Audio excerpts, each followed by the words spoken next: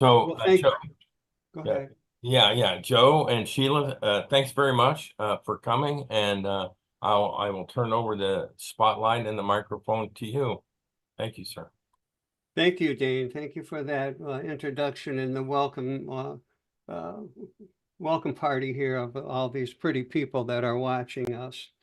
I'm going to just I'm going to read as long as I can. I got about half a dozen uh, pieces here that get rid of that I picked out for you all. Thank you very much. The first one is called Dear Paramecium. I was once your size in a pool of blood, liquid and alive, no bones to crush, no eye to see life bigger than myself. You are warm and sweet in the natural fluid. I drink you. I love you. I pet your soft membranes. A universe surrounds both you and I. When we meet in the air, detonated, you seem so small, but not insignificant. You dance and create your beautiful wave. Your cause and effect I detect in my sleep as you pray to the gods and your own personal saviors. I know and understand in a limitless realm that the giants of heaven are inhaling this world, viewing our galaxies through their microscope, seeking life and civilizations, flashing before them in the blink of an eye, with hearts beating once every 1 million years. And I stand in the center, invisible to all. Now, you don't have to clap and click and everything. I'm just going to run through these real fast. This next one is called OMG. You are livestock. By definition, you are purchased, you are paid for, you are possessed and owned. You are neither wildlife nor family pet, neither free nor domesticated. You are held captive, bonded, slavery, servitude, brutality, starvation, infection, incarceration, mutilization, torture, slaughter, forced to reproduce, forced to consume. You are commodity. You are food. I want to destroy the barn, the corral, the pen, the coop, the cage, the prison. I want to liberate you all forever. OMG. I am livestock.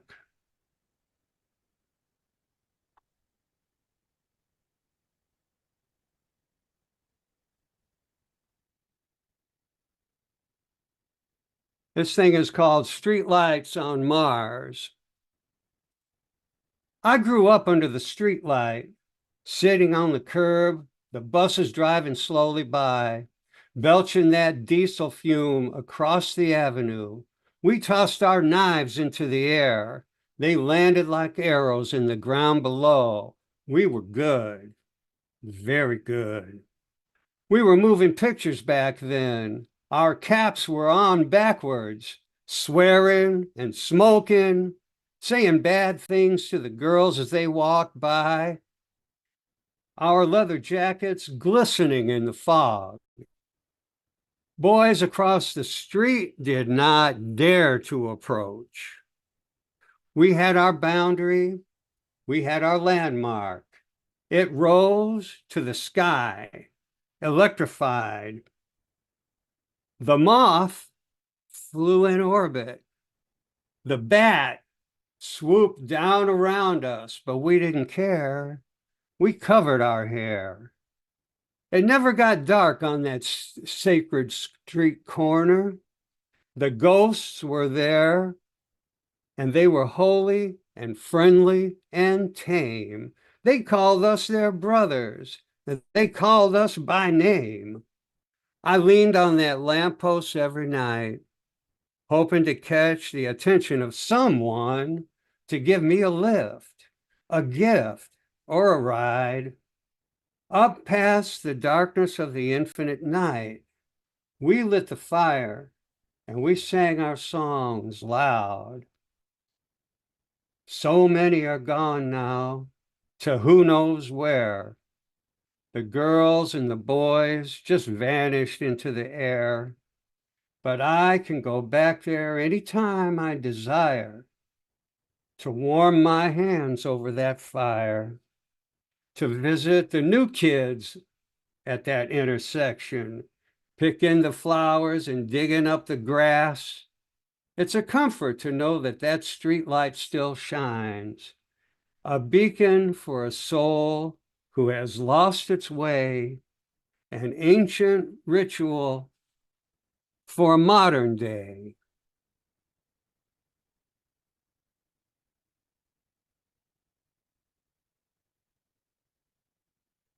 This one's called Electric Axe and Tenor Sax. And what it is it's a conversation between John Coltrane and Jimi Hendrix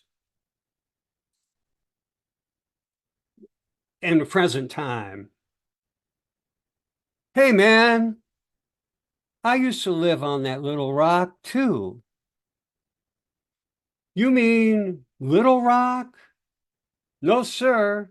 On that little rock number 3 from that yellow gaslight. Oh, yeah, I remember. Down there where love was not always supreme. That's right. You know, we just missed each other, just a step behind. Them little people still wondering what that jam would have sounded like. Could have been cool, very cool. Now they settle for the mashup. I just couldn't wait any longer. Had the blues, you know, then broke it down into particles, atomic dust breathing in and out. That's what the horn was for. Yeah, I pulled in with the string theory, you know, way out past the stratosphere. Faster than hadron, that's what they call us. It's the truth, brother. We brought it down to them. Showed them what it sounded like. When you wake up like that, you know, and you grow. You get big, bigger, bigger than the ground you're walking on, like Moses or Buddha. Everything in slow motion. We everywhere, watching it spread out across the crowds, across the sky. The bomb, brother, it will take you with it. The body scatters, disintegrates. Yeah, I know, man. It felt so good. A million years to get out of there. It's okay now, bro. We home now. We home. Now it's on them.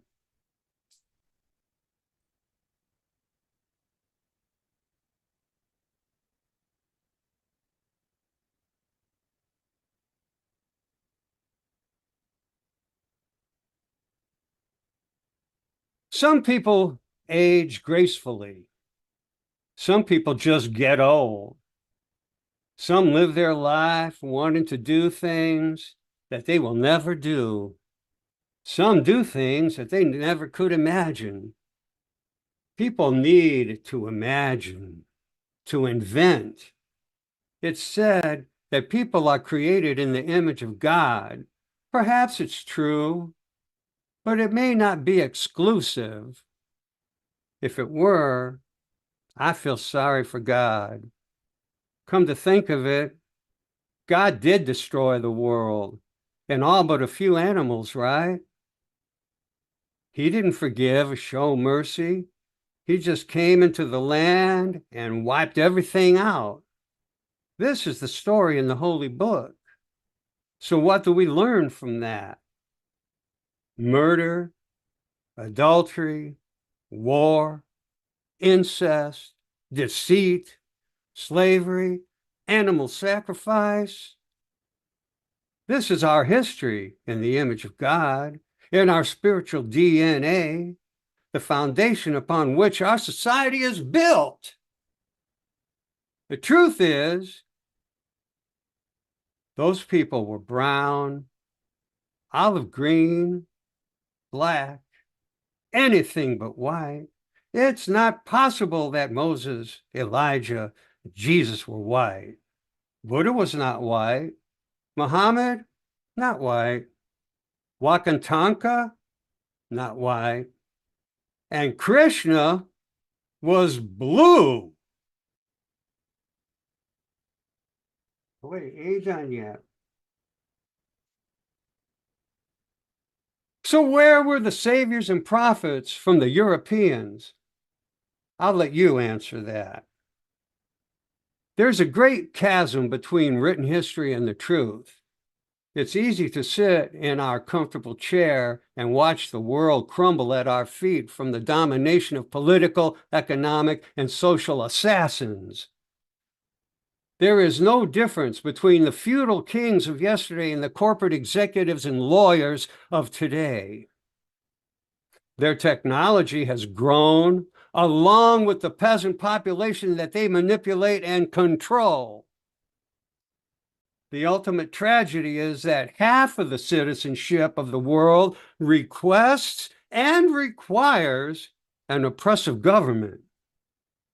Mindless bread and circus, alcohol and pornography for everyone. Make me sick, then sell me medicine. Make me stupid, then tell me what to do. Give me GPS or give me the lost world. Implant your AI into my soft brain and relieve me of this burden of conscious thought.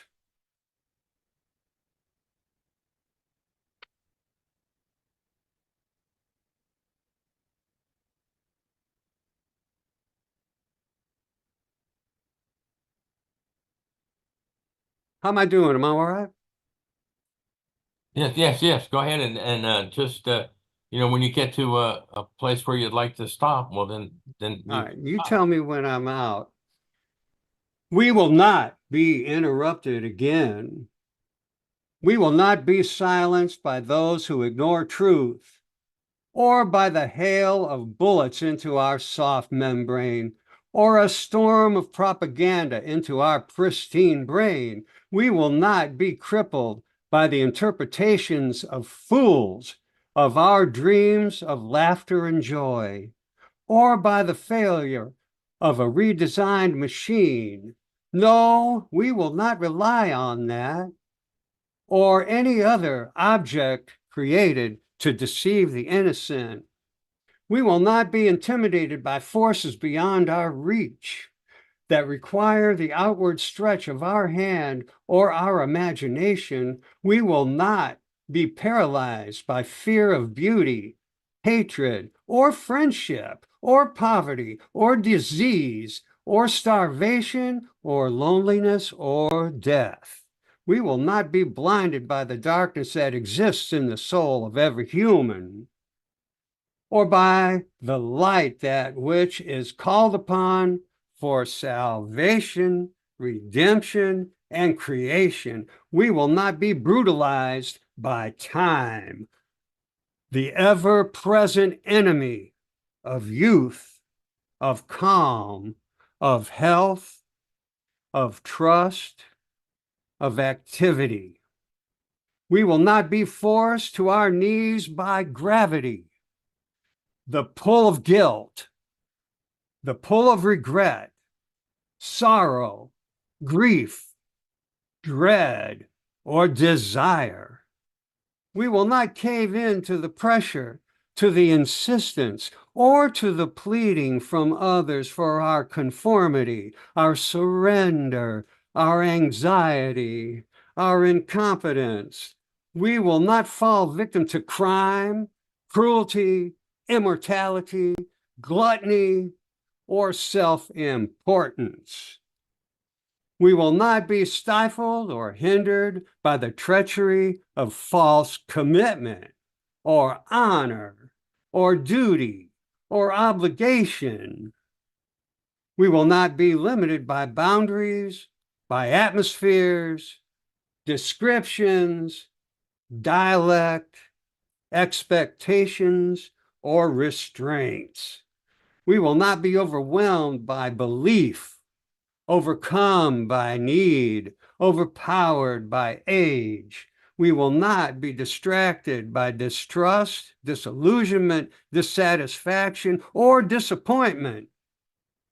We will not be incarcerated by the horror of spilt blood and broken bones. Brothers and sisters, we will not be interrupted again.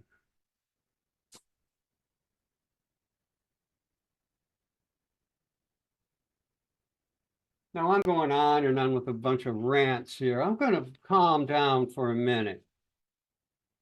You know, I've always said that some of the most radical poets and songwriters in the world were also the most romantic. You look at John Lennon, Bob Marley, Bob Dylan, some of the most beautiful songs you've ever heard, some of the most beautiful love poems you've ever heard. I'm going to read a couple. They're not really love poems, but they're a little bit different from what I've been doing. This is from my little book that they talked about. It's called The Invisible Water Hole. And I thought about that. I woke up one day thinking about the invisible water hole and how nice it would be for all the animals to just go get a drink of water without having to worry about the predators of the world. And if you go to the invisible water hole, you're going to be all right. So I made my book that. This is called I Shall Write to You in My Sleep. I shall write to you in my sleep. While others sleep, I shall sing to you. Read to you from the wrinkled parchment fading behind my tired eyes. It's unusual that you lie alone while letters fall from an open sky. A man driving home, a countryside, the limit of a city where futures hide. There's the church. I will leave you there. Remove your hat, your coat, your shoes. Take off your clothes to hold a thought. Your secrets held beneath that cotton. This event of strings eventually, the giveaway, the silent chord. If I awaken not on the morrow's morn, yet tonight I roam the unmeasured mile, I shall write to you in my sleep.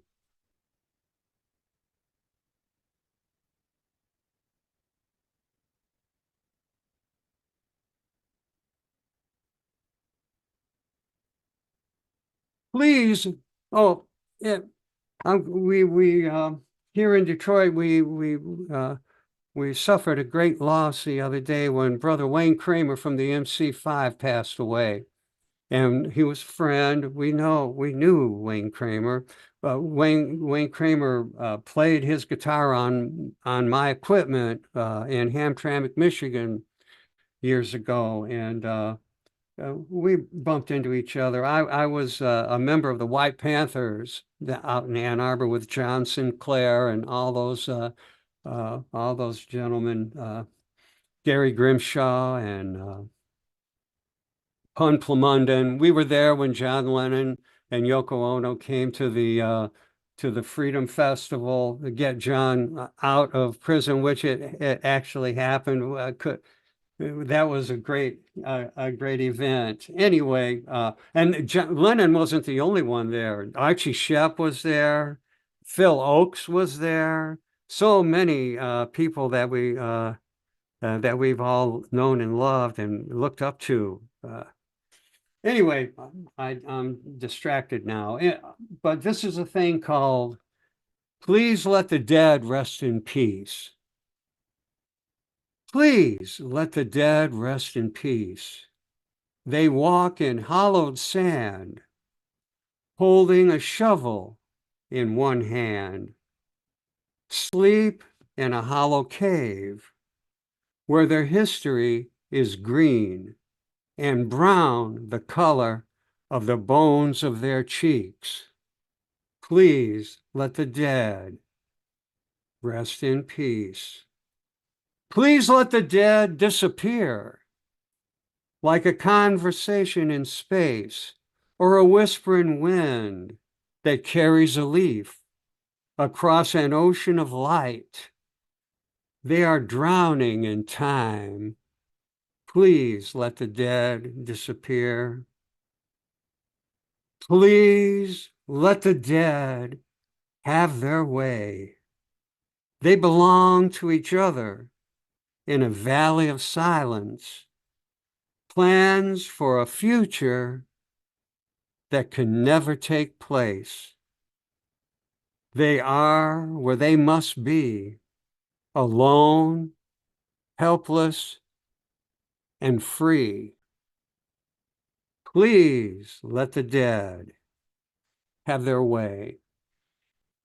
Brothers and sisters, I think I'm going to stop right there. I think I've got my 20 minutes in.